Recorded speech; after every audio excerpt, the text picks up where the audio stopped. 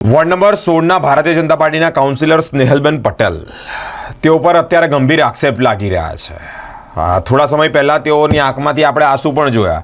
તેઓ કહી રહ્યા છે કે નાગરિકોનો પ્રશ્ન હું ઉઠાવતી જ રહીશ, નાગરિકોની વાચા બનીશ। પીવાના પાણીની સમસ્યાને લઈને જ્યારે રજૂઆત કરી ત્યારે યોગ્ય જવાબ ના મળ્યો અને યોગ્ય જવાબ ન મળતાની સાથે જ તેઓની આંખમાંથી આંસુ જોવા મળ્યા।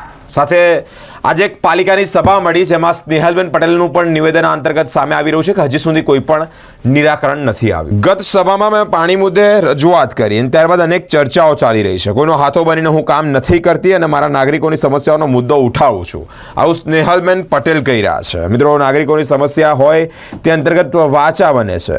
સાથે જ મેં પતિને લઈને કોઈની પાસે ગઈ નથી કે કોઈ જગ્યાએ શીખીને આવી નથી, મને બદનામ કરવાનું બંધ કરો, આવું સ્નેહલબેન પટેલનું નિવેદન સામે આવ્યું છે।